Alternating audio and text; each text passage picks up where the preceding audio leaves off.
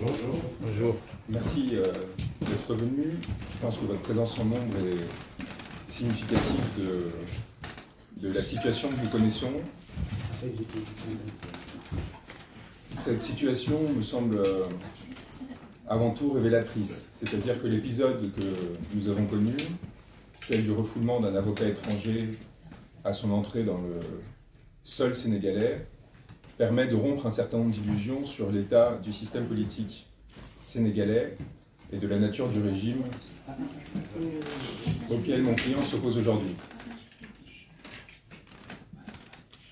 M. Sonko fait l'objet, depuis un certain nombre d'années, d'une persécution rare parce que il n'est pas habituel que des personnalités aient la capacité à résister, comme il l'a fait, aux différentes violences qu'il a subies depuis un certain nombre d'années, aux côtés de ses conseils, aux côtés de ses partisans, aux côtés de ses militants.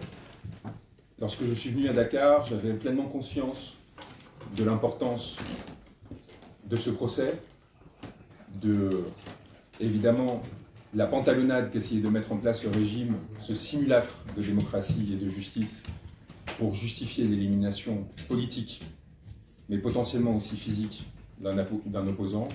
Je savais les morts qui nous contemplaient et je l'ai énoncé dans un message sur les réseaux sociaux pour prendre à témoin le peuple sénégalais dans la perspective d'une éventuelle intervention et tentative d'opposition de la part du régime à ma venue. Et très conscient des risques qu'il existait, non seulement, évidemment, comme c'est arrivé, de refoulement, détention, expulsion, mais éventuellement d'incidents qui auraient pu être provoqués sur le territoire sénégalais au prétexte de la situation et des conséquences qu'ils auraient pu avoir, y compris sur mon intégrité physique. Donc nous n'étions pas venus naïvement, et nous savions parfaitement au risque auquel l'on était confronté.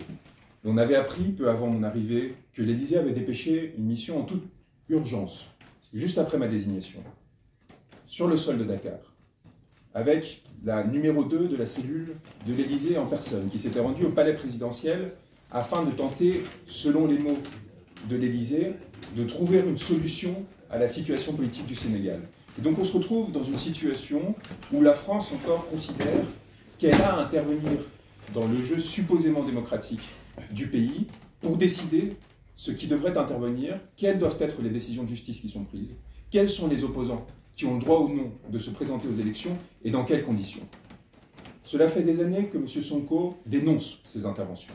Cela fait des années que M. Sonko dénonce cette compromission des autorités sénégalaises à l'égard de la France et la perte de souveraineté que cela implique pour le peuple sénégalais. C'est très important d'insister sur ce point, car les personnes qui aujourd'hui, en Afrique de l'Ouest particulièrement, défendent un multilatéralisme, défendent la possibilité de pouvoir s'appuyer sur plusieurs alliances avec de grandes puissances, ont pour objectif de les mettre en concurrence entre elles pour servir, in fine, leur peuple.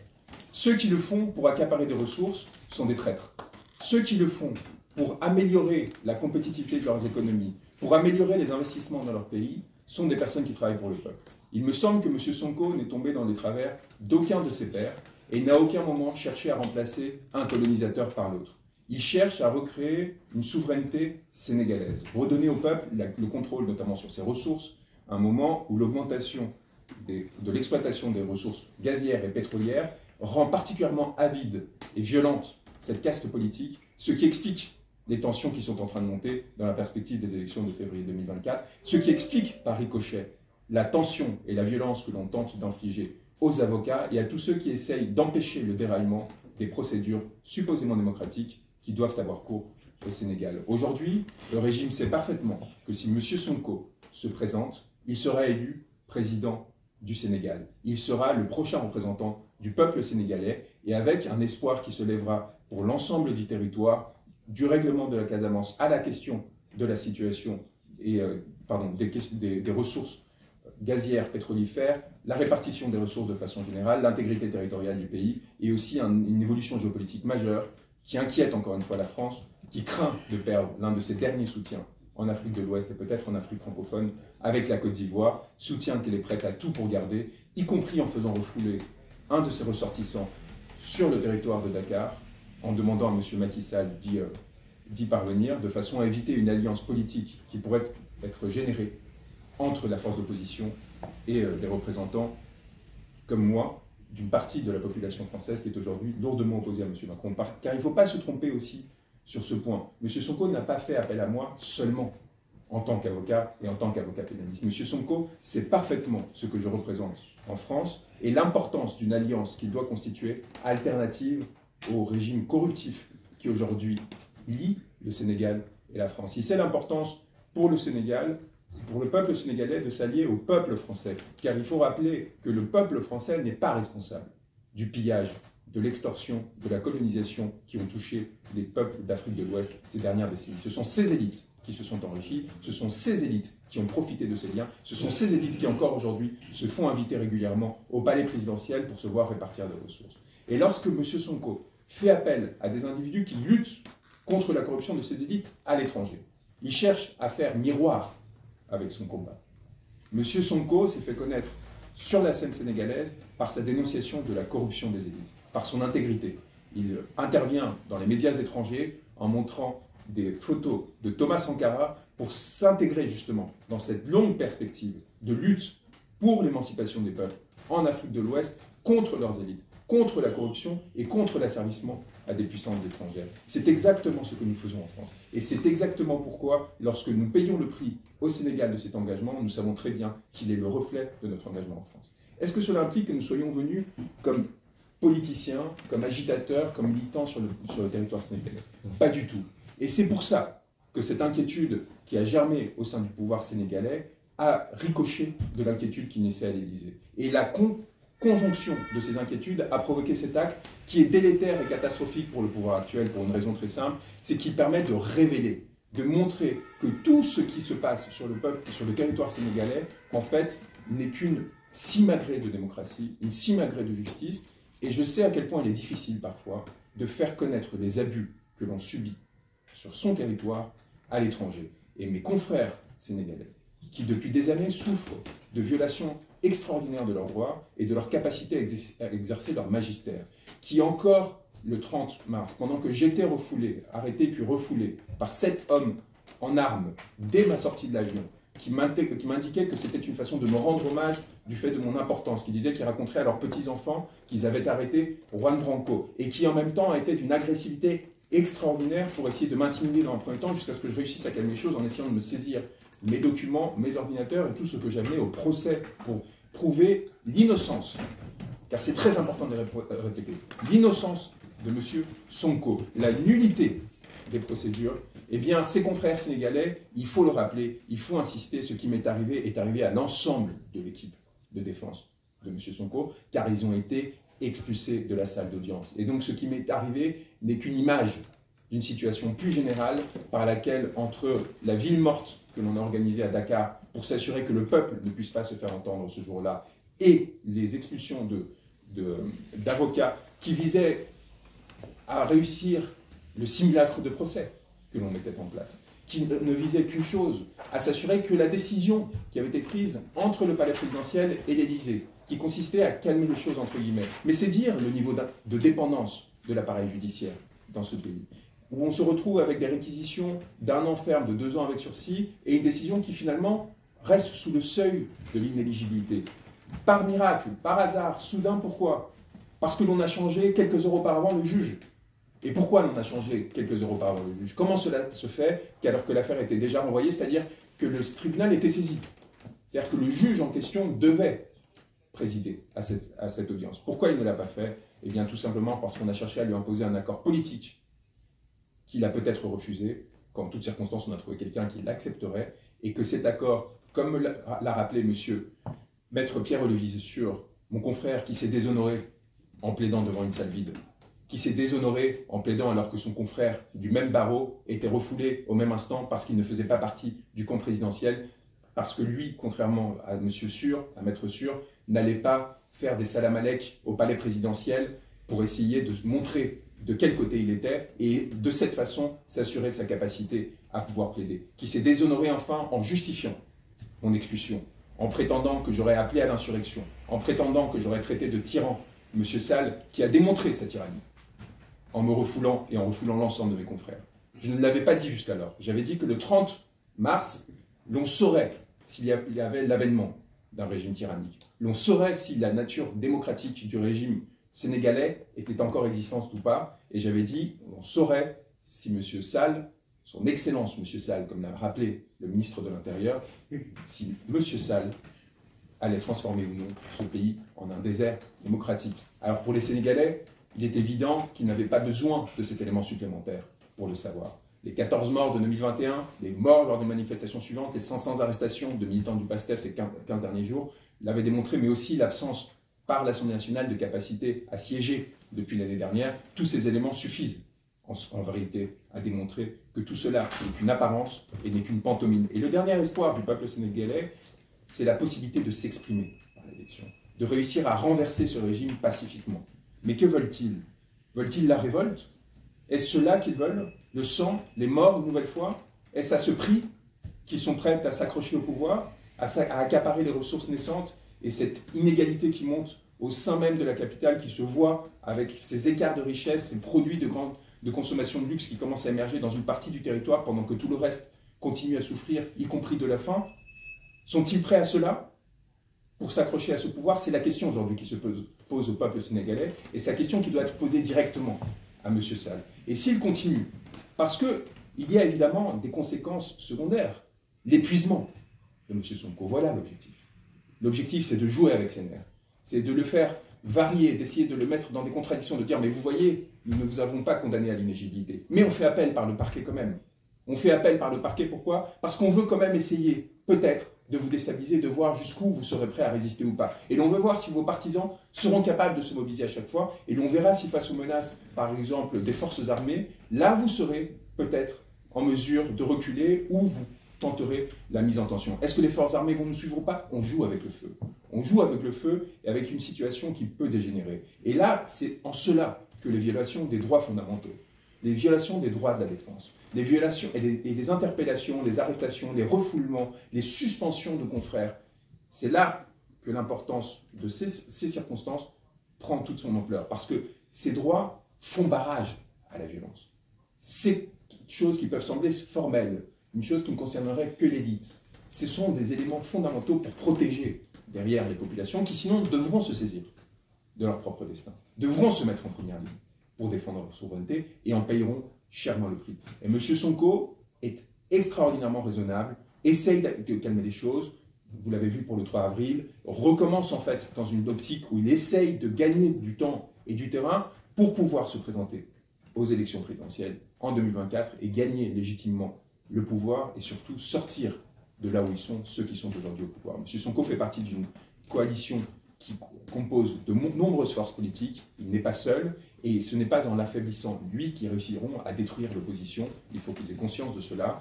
Il a parfaitement conscience à la fois de sa force et des vulnérabilités que sa position actuelle le présente face au pouvoir. Et l'enjeu aujourd'hui, c'est aussi de relâcher la pression pour une raison très simple. Messieurs, mesdames, M. Sonko est très probablement votre prochain président. Et un président qui arrive épuisé à ses fonctions, parce qu'on l'aura harcelé pendant des mois, sans avoir laissé le temps à cet homme de se préparer, de préparer le programme de gouvernement qui arrive.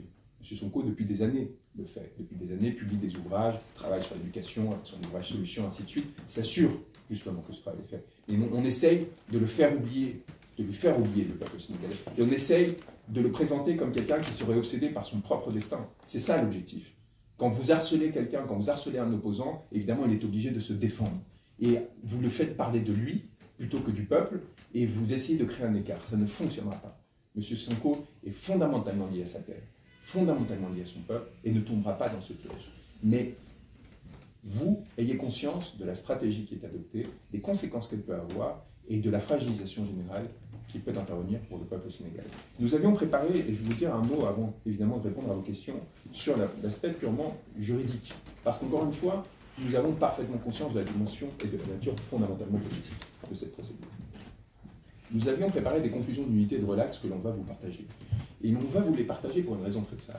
On veut vous démontrer que nous sommes venus en avocat faire du droit. Car le respect prime dans mon rapport au Sénégal, y compris aux autorités sénégalaises, malgré leur attitude. Jusqu'au dernier moment, mon intention était de croire dans leur symétrie, de croire dans la comédie qui qu'ils essayaient de mettre en œuvre et de jouer le jeu et de leur démontrer qu'avec leurs armes, celles du code pénal sénégalais, celles du code de procédure pénale sénégalais, ces armes suffisaient à faire sauter cette procédure, à démontrer l'inanité et à démontrer l'innocence de M. Sonko. Et donc nous avions préparé de façon très élaborée des conclusions de relax, des conclusions de nullité qui suffisaient, et le pouvoir le sait, à faire sauter cette procédure et à permettre à M. Sonko de se présenter en février 2023 et 2024. Et c'est pour cela également que nous avons été exclus du Sénégal et que cette intervention violente est venue m'empêcher de me présenter avec mes confrères avec lesquels nous avions préparé un plan de défense très élaboré, avec des confrères étrangers de plusieurs pays africains qui étaient venus également en appui à M. Sonko pour déconstruire ce discours et l'évacuation de mes confrères. Et mon expulsion avec un objectif, éviter que l'on tourne en ridicule cette procédure qui n'avait qu'une fonction, tenter d'écraser M. Sonko. La procédure était nulle et on le démontrera en appel, et c'est aussi un point que je souhaite vous dire, je souhaite revenir à Dakar. Et je n'attends qu'une chose, c'est que ces autorités se rendent compte que ce communiqué de presse du ministère de l'Intérieur était ridicule, que ce communiqué du ministère de l'Intérieur prétendant justifier l'expulsion d'un avocat venu défendre un Sénégalais aux côtés de confrères n'avait aucun sens et ne faisait que confirmer ce que nous avions annoncé, c'est-à-dire l'émergence et la naissance d'une tyrannie sur le territoire sénégalais. Et il faut mesurer la puissance de ces mots et leur importance. La tyrannie, cela veut dire l'arbitraire, cela veut dire la terreur partout, à tout moment, de façon incalculable pour n'importe quel citoyen. Parce que la tyrannie commence toujours vis-à-vis de ceux qui sont politisés. Mais elle s'étend progressivement au reste de la population. Car en faisant régner l'arbitraire, c'est-à-dire que vous donnez un pouvoir aux magistrats, aux policiers, de faire ce qu'ils veulent. Vous leur donnez l'autonomie de réprimer, et évidemment, qu'arrive très vite, l'autonomisation de leur action. Et peu à peu, leur décision de faire du mal pour servir aussi leurs intérêts personnels. Et c'est pour ça qu'il faut tenir dans le plus grand mépris les régimes autocratiques, parce qu'ils font trembler l'ensemble de la population, y compris pour des raisons non politiques, à terme. Et donc il faut lutter férocement, et j'invite le peuple sénégalais à lutter par tous moyens contre l'installation de cette tyrannie, car le risque est immense pour eux, à terme, d'en souffrir des conséquences qu'ils n'imaginent même pas. La préservation de l'idéal démocratique qui a été le Sénégal pendant des décennies est essentielle pour le Sénégal et pour le reste de la sous-région, à un moment où justement nous arrivons à une bascule des peuples, à une bascule de l'Afrique de l'Ouest dans une nouvelle phase, la phase finale de la décolonisation, après la décolonisation formelle, la décolonisation des esprits, la décolonisation économique. Et il faut absolument que cette décolonisation ne se fasse pas au profit de potentats, au profit de petites élites corrompues, mais au profit du peuple qui doit se saisir de son destin, profiter de l'augmentation des moyens qui va lui être attribuée pour investir dans l'éducation, dans les services publics, comme le propose M. Sonko, afin de s'assurer que vous puissiez devenir une grande puissance qui sera regardée avec respect dans le monde entier. La France, le peuple français, plutôt que la France, parce que la France, en tant qu'État, continue à jouer à ses petits jeux de manigance et continue à penser qu'elle peut envoyer des délégations secrètes de palais en palais pour essayer de manigancer et manipuler le peuple. Le peuple français regarde avec une admiration extraordinaire ce qui est en train de se passer depuis plusieurs années au Sénégal, car le niveau de résistance qu'a démontré le peuple sénégalais est inédit. Sa capacité à résister depuis des années aux offensives politiques, judiciaires, du pouvoir actuel pour essayer d'écraser l'opposition est admirable et assez singulière. C'est très rare de voir comment une force comme celle-ci s'installe. Et encore une fois, votre présence aujourd'hui ici le démontre aussi, car le pouvoir journalistique, le pouvoir médiatique est essentiel. La capacité pour le peuple sénégalais d'être informé de ce qui se passe est tout aussi importante que la lutte que mènent des personnes comme M. Sonko. Car c'est non pas que je cherche à vous faire des alliés, M. Sonko, je ne veux pas vous causer de problème, mais évidemment, vous avez un point commun avec lui. Quoi que vous pensiez de lui, c'est votre lutte pour la démocratie et pour la capacité à la libre expression. Et vous aurez, j'espère, la même exigence à son égard s'il devient le président de la République l'année prochaine que vous avez aujourd'hui à l'égard du pouvoir actuel. C'est essentiel que vous continuiez à relayer les paroles d'opposition, les dérives de toute forme de régime. Et pour cela, il faut que vous ayez des protections qui aujourd'hui commencent à se fragiliser. Et on a bien vu que les pressions sur les journalistes aussi, y compris sur des correspondants de l'AFP, comme nous l'avons vu il y a quelques jours, sont extraordinaires et ont vocation à produire une intimidation qui ne va pas seulement sur le plan judiciaire à l'égard d'avocats, pas seulement sur le plan politique à l'égard d'opposants, des cadres du PASTEF au-delà de M. Sonko, mais aussi sur les journalistes qui servent dans un régime démocratique sain, de relais à l'égard du peuple. Je vais vous partager ces conclusions. Il me semble important qu'elles soient diffusées, que le peuple sénégalais se rende compte de l'inanité des procédures, à la fois des procédures et du fond. Nous n'avons pas peur qu'elles émergent avant l'appel. Nous ne sommes pas dans une stratégie. Nous savons que nous sommes dans le droit. Nous savons que nous avons le droit de notre côté. En face, ils pourraient en profiter pour essayer d'organiser une offensive, etc. Mais nous préférons cela. Nous préférons nous mettre sur le terrain du droit plutôt que essayer d'espérer qu'en appel, peut-être une audience soit organisée de façon sincère. À mon sens, dès le moment que l'on a cherché à arrêter M. Sonko, alors que l'on était sur des délits de presse, dès le moment qu'on l'a violenté lors de l'avant-dernière audience, dès le moment que l'on a tenu l'audience de première instance sans avocat, alors que le prévenu n'était pas là, la procédure de toute façon n'a plus aucun sens. N'a plus aucun sens et il y aurait une forme de dignité à y renoncer. Mais s'il faut jouer, nous jouerons et nous gagnerons.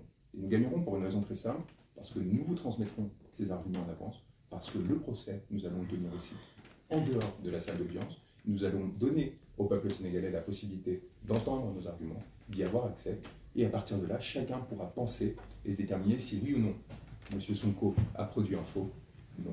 Si oui ou non M. Sonko a injurié M. Niang, non. Si oui ou non M. Sonko a diffamé le ministre et le particulier M. Niang, parce que là aussi il y a une confusion que l'on déconstruit et qui sert aussi de fondement à notre attaque au procédé en cours, non plus.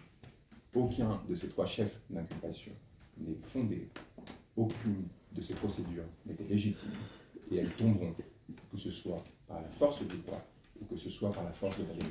Je vous remercie et je suis ravi de répondre aux questions que vous aurez à me poser à partir de cet instant. Bonjour, monsieur Branco. Pape Chafal, administrateur du site Sénégette. Monsieur Branco, pensez-vous vraiment être malin de se rendre dans un pays pour défendre son client et de s'attaquer au président et aux institutions de ce pays avant d'être présent? Est-ce que vous pensez que vous avez mal agi en traitant le président sénégalais de tyran et des institutions du Sénégal d'appeler, comme le dit le ministre de l'Intérieur Antoine Félix Diome, à une insurrection? Est-ce que vous pensez que c'est vraiment malin, au lieu de s'y rendre de façon tranquille et de défendre votre client, il faut se placer? Monsieur, nous n'essayons pas d'être malins pour commencer. Je pense qu'il y a une forme de respect à avoir quant à la gravité de la situation et des enjeux qui sont en place. Ça, c'est un premier point. D'autre part, il y a aussi une forme de respect de la part des autorités sénégalaises quant à un principe fondamental, pardonnez-moi de le rappeler, qui s'appelle la liberté d'expression. Je relis ce communiqué indécent qui entachera l'histoire de ce pouvoir, non pas du peuple sénégalais qui a montré sa honte à l'égard de l'attitude de ses autorités, quelle que soit son opinion. C'est très important de parler. Monsieur le ministre tient à rappeler l'attachement de l'État du Sénégal aux valeurs d'hospitalité et de teranga qui ont toujours caractérisé notre pays, à condition qu'elles soient sous-tendues par le respect dû à nos institutions et nos valeurs démocratiques. Qui ne respecte pas les valeurs démocratiques du Sénégal aujourd'hui?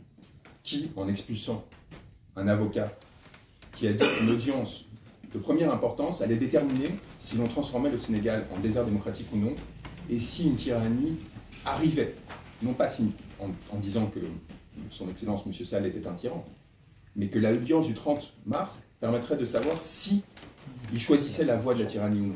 Vous voyez la différence. Et qui disait qu'il y avait 14 morts qui regarderaient par-delà les juges, et que derrière eux se trouverait tout un peuple.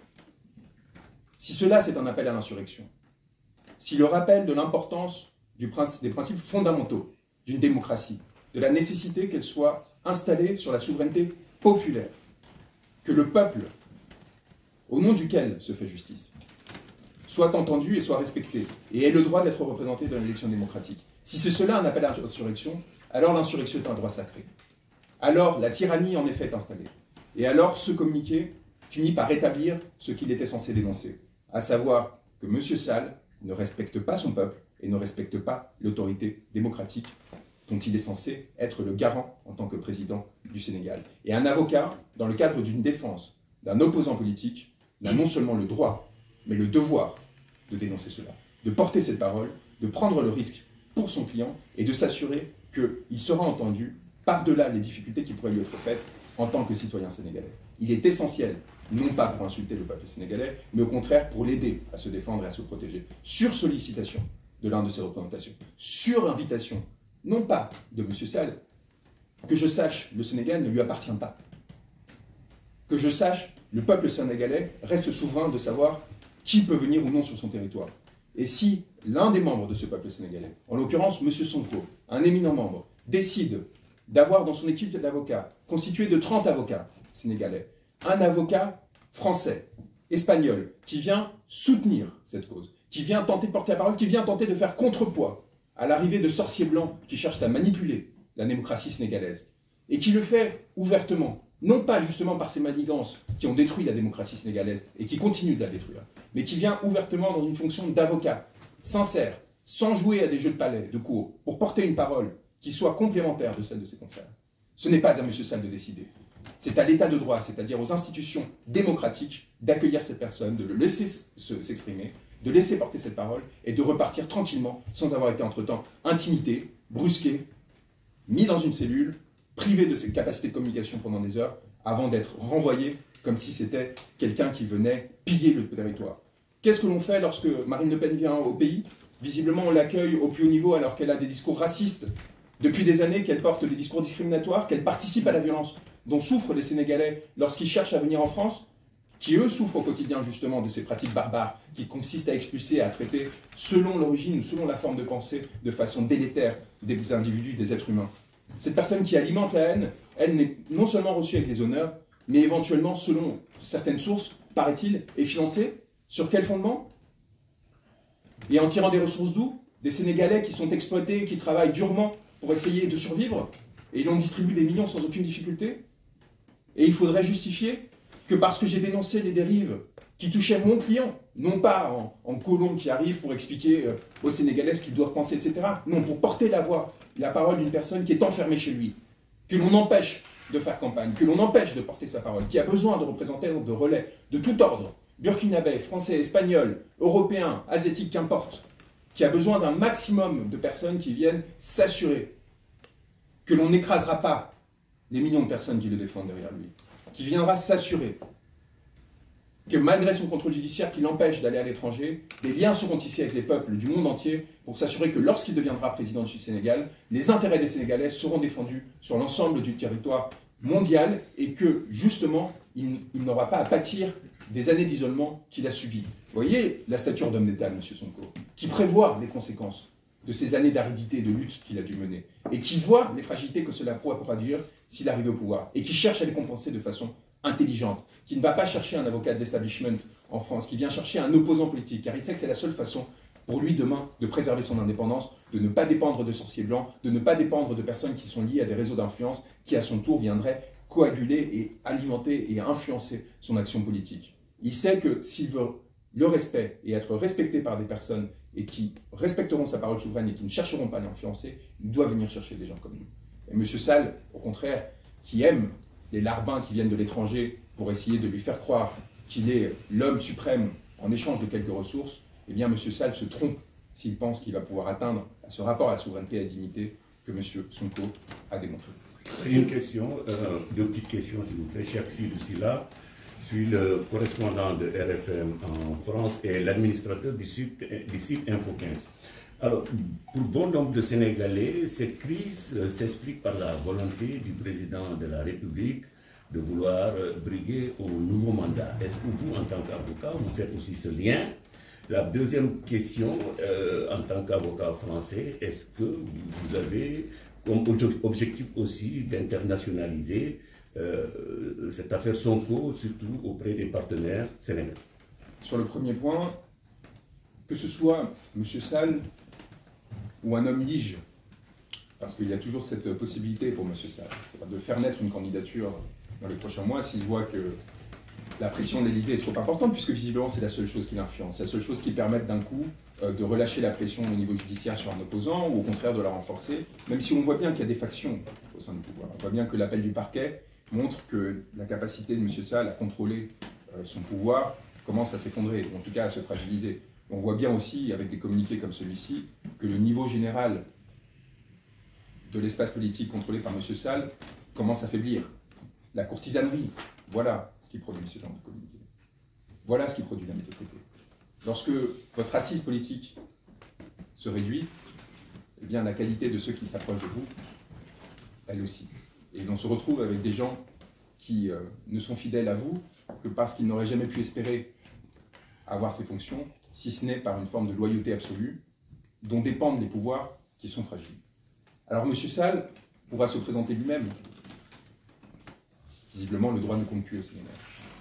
Mais peut-être que si l'Élysée lui ordonne, il fera présenter quelqu'un. Bon courage à lui pour battre M. Sonko, sans des fraudes électorales ou des manœuvres extraordinaires qui permettraient seulement de rendre l'élection quelque chose de parfaitement inexistant. Bon courage à lui. Mais la férocité à laquelle on assiste, de façon générale, encore une fois, j'en suis convaincu, est liée à la volonté d'accaparement des ressources. Le pouvoir corrompt. Le pouvoir corrompt. Et c'est pour ça qu'il faut des hommes politiques forts, dignes, intègres au départ au moins, qui seront conscients de cette corruption, non pas parce que l'on croit en un prophète, ou en un Dieu tout-puissant qui résistera à toutes les tentations, mais parce que lorsque vous partez de cette force, eh bien, cela vous garantit que plus longtemps, les intérêts du peuple seront préservés. Un peu plus longtemps, avant un renouvellement démocratique qui permettra à nouveau de trouver quelqu'un qui défendra de façon forte. Je ne pense pas que M. Sonko soit un être parfait, mais je sens cette détermination à résister le plus longtemps possible face à cette corruption. Et aujourd'hui, j'ai l'impression, humblement, en tant qu'étranger, qui n'a pas à se mêler des considérations sénégalaises, mais en tout cas, l'importance de ma défense à l'égard de M. Sonko passe par cette détermination que je sens en lui et que je souhaite défendre, encore une fois, pour que le peuple sénégalais puisse avoir le choix.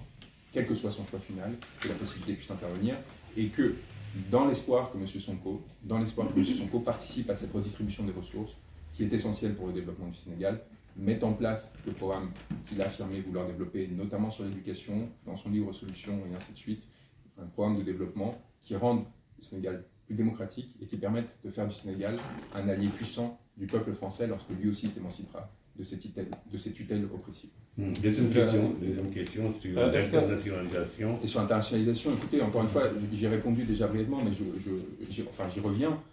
Je sais la difficulté de faire passer à l'étranger des messages sur la situation réelle d'un pays.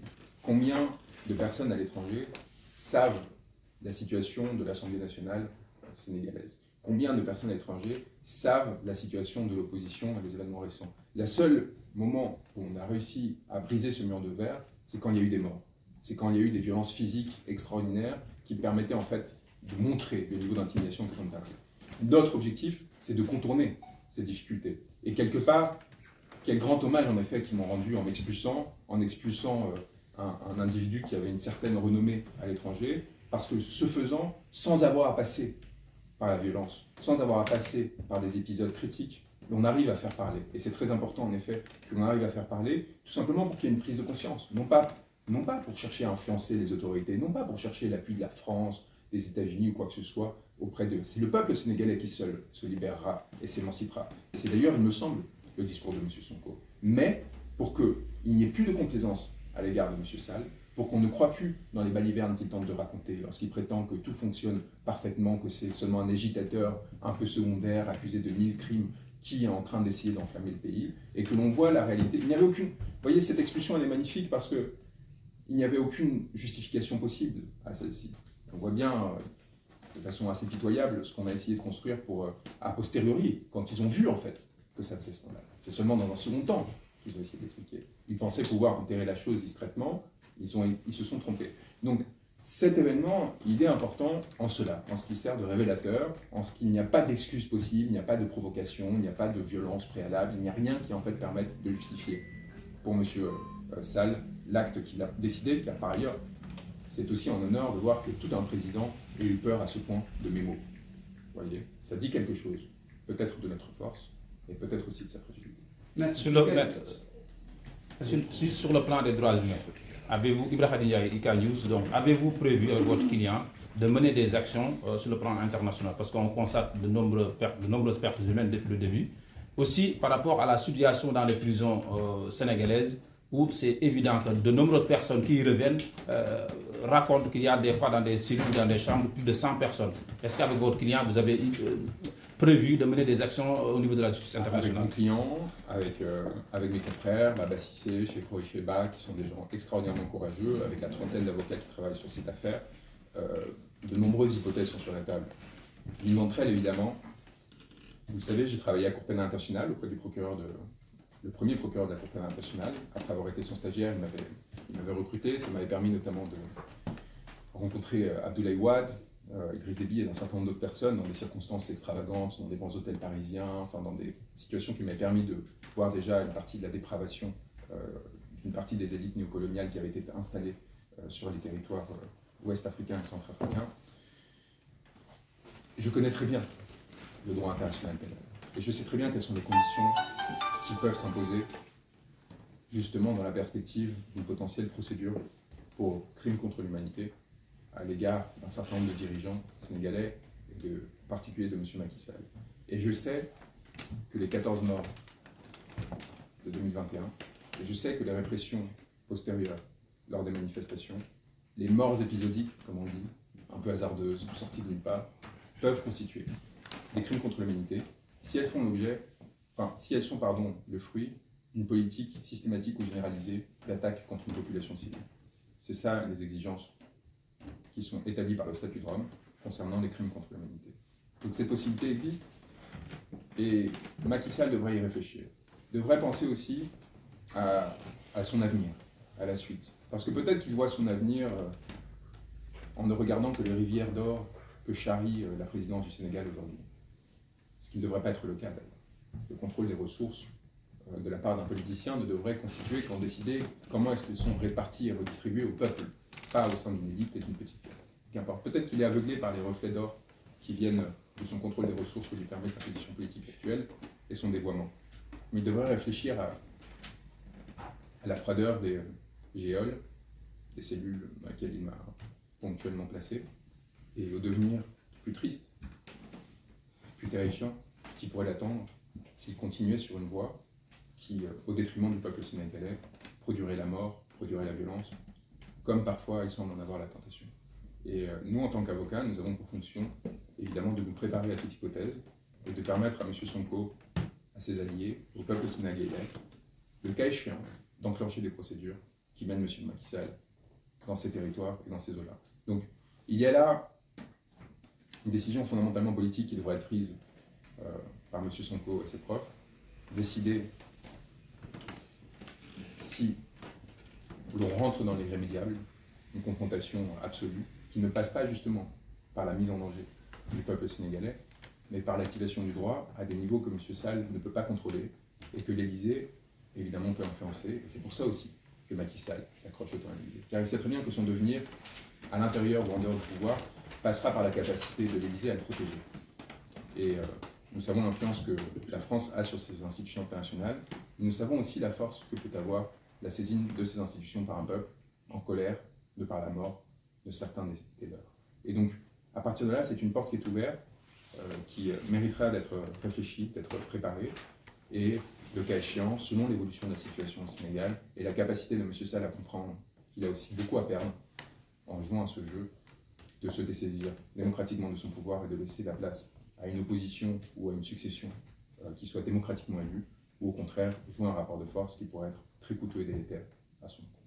Maître Khalid Ndiaye, administrateur du site d'information Réseau News, en même temps journaliste aussi à dakarmatin.com. Sur quelle base légale, écrite ou orale, les autorités aéroportuaires ont vous fait comprendre que voilà, vous devez être refoulé? Ordre de la présidence et ce que j'ai pensé. Voilà la loi aujourd'hui au Sénégal. Ce que le président dit, la police fait. Où est l'ordre, où est le droit dans un territoire où de toute façon les lois ne sont plus votées, où les procès se déroulent sans défense, sans avocat de la défense. C'est de façon orale ou écrite? Orale, bien sûr. J'ai eu droit à un courrier qui m'a été donné avec mon passeport seulement une fois arrivé à Paris, où j'ai quand même été accueilli. C'est une façon aussi de signifier la continuité des intérêts politiques par 3 agents de la police aux frontières, quand même, qui m'ont amené aussi dans leur lieu de joie, où j'ai dû attendre un certain temps avant de pouvoir récupérer mes effets. Il n'y avait tout simplement pas d'argumentaire particulier. Vous n'avez pas le droit d'être ici, mon cher maître. D'accord. Et vous comptez repartir si vous avez la possibilité d'aller assister? Moi, j'attends Sonko. Un cas d'appel? Moi, j'attends une réponse des autorités de Dakar. Moi, je ne pense pas qu'il faille que l'on s'arrête là, pour une raison très simple, justement. Les droits de la défense de M. Sonko sont encore violés activement. Les procédures sont encore en cours. M. Sonko a le droit d'être repris. Et tant qu'on n'aura pas des véritables arguments, des véritables justifications à mon expulsion de ce pays, à mon interdiction de territoire du Sénégal, eh bien, nous considérerons à continuer que ces droits, à considérer que ces droits sont violés. Nous continuerons à considérer que ces droits sont violés et que, en l'occurrence, il n'est pas en mesure d'obtenir un procès équitable. Et donc, moi, j'attends une réaction des autorités sénégalaises qui fondent de façon un peu moins courtisane, un peu moins médiocre, un peu plus élaborée leurs décisions, qui autrement reviennent sur celle-ci, m'autorisent à revenir sur le sol sénégalais, où de nombreuses personnes m'ont témoigné de leur solidarité.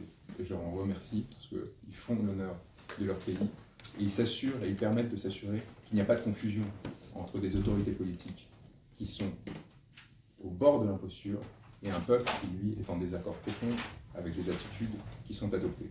De la même façon que nous avons très souvent honte de nos autorités, nous nous excusons des humiliations qu'elles peuvent produire à l'égard des peuples étrangers, et notamment des peuples sénégalais de façon régulière par des politiques migratoires indécentes, eh bien il y a là un effet de miroir qui a été particulièrement touchant pour moi, pour M. Sonko aussi, qui s'est senti à travers moi soutenu par cette vague d'indignation qui a été engendrée et qui montre aussi à la fois un niveau de maturité et d'attachement démocratique extraordinaire, de ces principes fondamentaux auxquels tous les peuples ne sont pas capables de s'identifier et de comprendre l'importance. Et je peux vous dire que la France a beaucoup à apprendre de la façon dont le peuple sénégalais lutte pour ses droits, car nous avons ici parfois une forme d'acceptation de l'injustice et de l'arbitraire qui me semble particulièrement indécente. Donc oui, je compte revenir à Dakar. Je compte revenir à Dakar et je ne me laisserai pas intimider. Je ne me laisserai pas intimider. Et il faut que le pouvoir sénégalais comprenne que nous venons en droit et que nous avons le droit de tenir tout discours qui ne contrevienne pas, évidemment, aux obligations légales qui nous sont imposées, mais que parmi celles-ci ne font pas partie ces pseudo-manipulations de l'appel à l'insurrection qu'ils essayent d'instrumentaliser, évidemment, pour nous intimider. Maître, une dernière question. Et si vous recevez une fin de non-recevoir des autorités sénégalaises, est-ce que vous continuez le combat ici? Mais bien sûr, nous continuons encore aujourd'hui avec tous les avocats. Nous avons un certain nombre de voies de communication sécurisées où nous continuons à élaborer des documents, à préparer la défense, comme j'avais fait au préalable de mon arrivée. Nous arrivions prêts après avoir travaillé ensemble. Et s'ils pensent qu'au XXIe siècle, ils vont réussir à nous désactiver en nous empêchant simplement d'arriver dans leur course fantoche et de plaider face à des juges qui ont probablement déjà pris leur décision, face à des procureurs qui sont aux ordres, et que c'est là que se joue le combat, ils se trompent fondamentalement. Nous voulions les prendre au mot. Nous voulions, jusqu'au bout, tenter de croire dans les principes démocratiques sénégalais et dans la capacité du Sénégal à respecter véritablement un ordre de droit. Et nous voulons continuer à le faire. C'est pour ça que nous luttons ici aussi. C'est une forme de respect que nous adressons aux autorités sénégalaises, en leur disant « nous voulons continuer à croire à ce que vous nous proposez. Laissez-nous plaider et nous plaiderons. Nous acceptons de participer.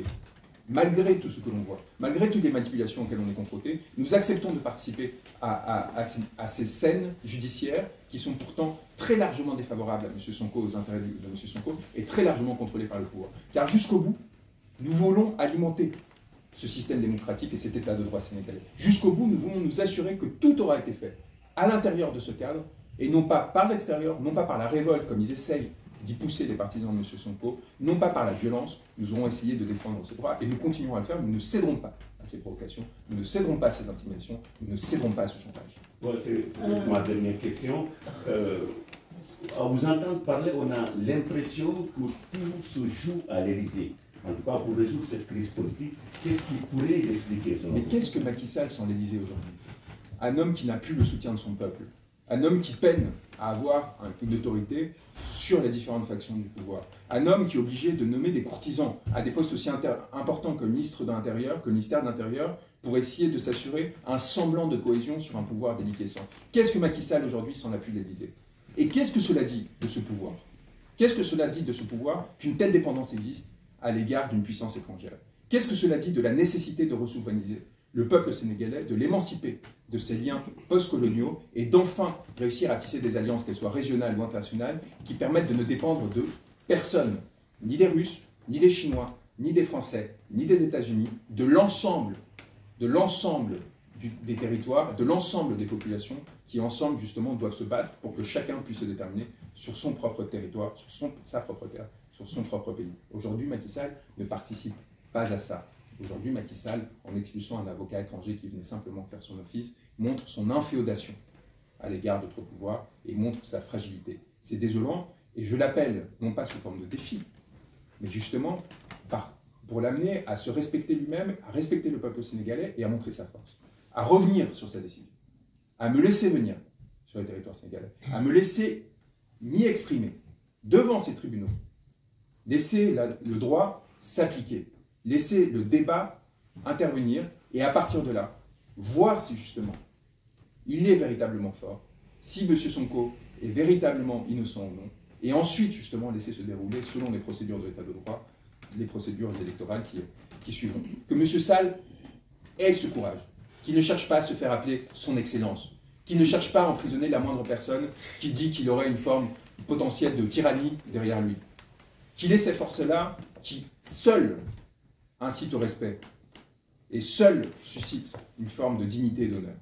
C'est seulement comme cela que l'on réussit à imposer son autorité et non pas par des décisions tyranniques du fait du prince qui consistent à choisir ses interlocuteurs, choisir ceux qui ont à s'exprimer ou non et qui amènent à s'avilir avec des interlocuteurs de plus en plus marginaux, de plus en plus détestés encore une fois comme Marine Le Pen, car évidemment cette visite-là est aussi un symptôme de l'isolement de M. Sall.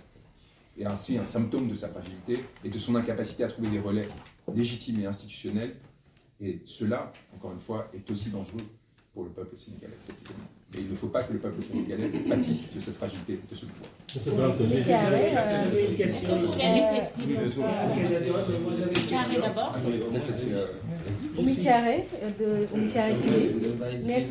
Maître Branco, en fait, j'ai juste 3 questions à vous poser.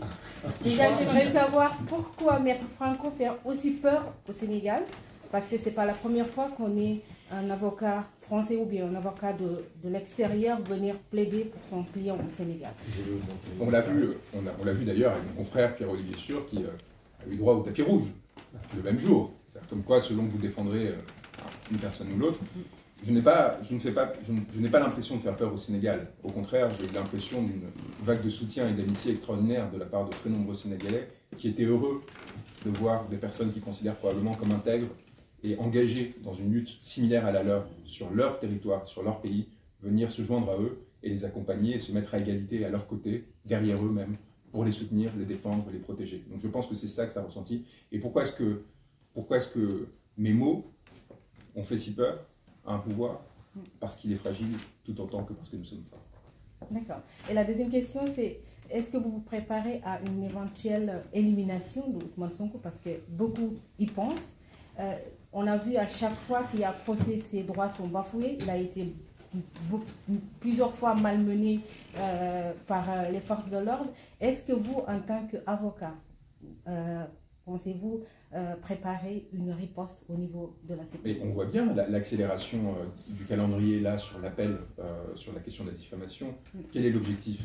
C'est de s'assurer qu'ils pourront obtenir une décision en cassation dans les délais pour l'empêcher de se présenter aux élections de février.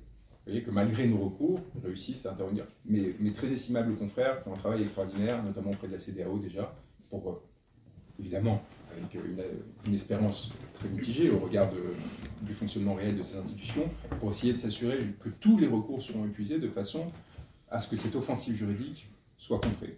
C'est évidemment notre fonction. Je pense que la question que vous posez, elle est beaucoup trop grave, mais elle dit quelque chose de la situation. Lorsqu'on a un journaliste qui s'interroge sur la potentielle élimination, qu'elle soit physique ou symbolique, juridique ou politique, d'un opposant, je pense que collectivement, nous devons nous interroger sur le point de non-retour auquel nous sommes arrivés, la gravité de la situation et la nécessité de protéger par tout moyen cet individu. Voilà, il me semble que la réponse est dans la question. Lorsque l'on arrive à ce niveau-là, et c'est ce que j'ai essayé de dire avant mon arrivée. Et c'est intéressant que M. Sall l'ait interprété comme un appel à insurrection. J'ai prévenu du risque de transformation du Sénégal en un désert démocratique. Car si vous éliminez un à un des opposants au pouvoir existant, ce n'est pas seulement la possibilité d'être représenté par le peuple que vous détruisez, c'est aussi les contrôles que cette pression sur le pouvoir exerce qui s'amenuise, et par conséquent la tenue de ce pouvoir lui-même. Quand bien même le pouvoir de Sall, par son truchement ou par celui d'un successeur, s'était maintenu, s'il n'a plus d'opposition, eh bien évidemment ce sera la déliquescence, ce sera la généralisation de la gabégie, parce qu'il n'y aura aucun contre-pouvoir et du coup aucun contrôle direct ou indirect par le peuple de ses actions. Et un pouvoir qui n'est pas contrôlé, c'est un pouvoir qui pille, c'est un pouvoir qui détruit, c'est un pouvoir qui fait violence. Et donc il est essentiel, encore une fois, y compris si vous êtes un supporter ou un défenseur, il en existe quelques-uns encore, de M. Sall, de s'assurer que cette élimination n'intervienne pas, qu'elle soit judiciaire et qu'elle soit physique. M. Sonko est passé par de grandes difficultés physiques. Il ne faut pas les réduire. Les policiers et agents armés qui m'ont arrêté ont refusé de me donner ne serait-ce qu'un verre d'eau parce qu'ils disaient qu'ils ne voulaient pas que l'on puisse dire qu'ils avaient tenté de m'empoisonner. Vous voyez, on est à ce niveau, y compris au sein du pouvoir. On en est là, on en est là. Et donc, je pense qu'il faut, à un moment donné, se demander, encore une fois, comment est-ce qu'on en est arrivé jusqu'à ce point, ce que cela dit, et encore une fois, ce n'est pas une question d'élite, ce n'est pas parce que l'avocat blanc, Juan Branco, a été expulsé, c'est ce que cela peut produire comme effet derrière, par ricochet, à terme, y compris dans les tréfonds du pays, y compris en Casamance et ainsi de suite, la violence que cela peut susciter. Aujourd'hui, M. Sonko, je parle de la Casamance parce que il porte avec lui la possibilité d'une résolution aussi de problèmes qui sont inscrits depuis très longtemps sur le territoire sénégalais et de ces populations-là. Il y a un espoir qui, s'il était brisé du fait de sa destruction, pourrait aussi engendrer des troubles spécifiques particulièrement violents. Et aujourd'hui, il arrive à porter, en fait, la possibilité d'une réconciliation. Il ne faut absolument pas briser cela. Et ça ne veut pas dire qu'il faut l'imposer comme figure politique. Mais il faut s'assurer que sa figure politique soit préservée, quoi qu'il arrive. Est-ce que vous avez une question? Vous avez déjà posé une question. C'est à personne ici. J'ai une seule question. S'il vous plaît. Une seule question. En vous entendant parler, Après, c'est à moi. on a comme l'impression que tout se décide à l'Élysée. Si tel est le cas, qu'est-ce qui explique cela au regard de la convention ou des accords de défense que la France a signés avec le Sénégal? Est-ce que ce n'est pas les accords de défense? Parce que je me rappelle que quand Macky Sall a été élu en 2012, le premier acte qu'il a posé, c'est de revenir en France d'urgence, renouveler les accords de défense entre le Sénégal et la France que l'ancien président Abdoulaye Wade avait annulés. L'armée française avait commencé donc à replier bagages pour retourner en France. Le premier acte que Macky Sall a posé, c'était de rétablir les accords de défense entre la France et le Sénégal. Est-ce qu'aujourd'hui, ce n'est pas ces accords-là qui sont restés aujourd'hui méconnus par le peuple sénégalais et le peuple français? Est-ce que vous êtes prêt aujourd'hui à aller dans le cadre de ces accords de défense pour comprendre ce qui explique aujourd'hui l'hégémonie de la France sur la politique intérieure du Sénégal? En quelques mots, c'est quoi l'Élysée? C'est un mélange d'une technostructure, c'est-à-dire l'appareil d'État dans sa continuité, les positions constantes de la France, et ainsi de suite, et un pouvoir politique qui s'y greffe, qui évolue selon les élections, selon les changements de... Et aujourd'hui, donc, nous avons une technostructure qui est accrochée à un ancien modèle, qui n'arrive pas à évoluer, qui est celui de la France-Afrique, qui est celui de la constitution de régimes amis, qui lui permettent de maintenir une influence non seulement en Afrique, mais évidemment sur l'ensemble de la planète à travers le siège du Conseil de sécurité de l'ONU, que cela lui permet d'obtenir. La France, en quelque sorte, était celle qui permettait d'assurer au bloc occidental que les votes à l'ONU, que ce bloc de vote d'un certain nombre de pays africains aille toujours dans la direction qui était dessinée en accord avec ses alliés, notamment les États-Unis, le Royaume-Uni, et ainsi de suite. Depuis quelques années, et c'est une tendance qui s'est accélérée de façon extraordinaire à partir de ce que je considère être, là ce sont des considérations politiques et personnelles, non plus d'avocat, être le règne, c'est évidemment pas au nom de M. Sonko que je dis cela, qui a son appréciation propre de la situation, à partir du règne de Le Drian, qui s'est prolongé entre Hollande et M. Macron, un effondrement extraordinaire de l'influence de la France sur l'ensemble du continent. La catastrophe de la politique française a amené à la catastrophe au Centrafrique, à la catastrophe au Mali, à l'effondrement du régime allié au Burkina, et du coup, une situation de tension sur les quelques territoires qui restent inféodés au pouvoir en place, la Côte d'Ivoire et le Sénégal. Et la perte de ces derniers repères, quelque part, de cette ancienne France-Afrique, où se mêlaient des liens d'intérêt, personnels, politiques, économiques, qui permettaient en fait, au-dessus des populations, d'alimenter une machine qui très souvent ne servait pas les intérêts réels, à la fois des Français, et en l'occurrence des Sénégalais, mais en général de l'ensemble des populations africaines. L'effondrement potentiel de cela touche, et en fait potentiellement, de très nombreux réseaux d'influence, de très nombreuses personnalités, au-delà des relations entre États. Et nous sommes face à un potentiel effondrement que la France veut éviter par tout moyen, et c'est pour ça que ces délégations ont été amenées en urgence, non seulement de façon générale pour préserver l'emprise sur le Sénégal, mais aussi pour s'assurer qu'il n'y ait pas des alliances alternatives qui commencent à se dessiner. Et là, nous sommes dans un moment de bascule potentiel où la France est prête à tout, y compris quelque part à tenter d'essayer de limiter les dégâts qu'il y a sur la démocratie sénégalaise en ce moment, y compris essayer d'obtenir des décisions qui soient plus favorables, comme ça a été le cas le 30 mars, c'est-à-dire où on entache M. Sonko, qui pourtant est innocent, mais on s'assure qu'à ce stade, encore, il puisse éventuellement se présenter aux élections. Ça, c'est la main de l'Élysée. Vous voyez, ça, c'est l'intervention de l'Élysée qui cherche à refroidir. Mais encore une fois, comment est-ce que l'on peut accepter ce mode de fonctionnement? Comment est-ce qu'on peut accepter que la visite de la numéro 2 de la cellule Afrique de l'Élysée, c'est même pas comme si on vous envoyait un haut dignitaire ou quelqu'un, on vous envoie une sorte de petit technocrate conseiller sans valeur, et c'est lui qui, dans des réunions à huis clos avec le président de la République lui-même, réussit à obtenir des changements de juges, réussit à obtenir des décisions de justice qui engagent pourtant l'avenir du peuple dans son ensemble. Est-ce que vous êtes vraiment prêt à accepter ces rapports? Est-ce que vous êtes prêt encore aujourd'hui, en 2023, à un moment où justement il y a une resouverainisation de l'ensemble de l'espace ouest-africain et de façon générale de l'Afrique, que le Sénégal reste l'un, ou se transforme en l'un de ces potentats complètement dépendants de certes un allié, certes la premier partenaire commercial encore, mais qui justement risque de l'entraîner dans sa chute. L'effondrement de la France pourrait entraîner dans ces circonstances celui du Sénégal. Et il est urgent en fait de sortir de cette emprise, de reconstruire un modèle plus équilibré.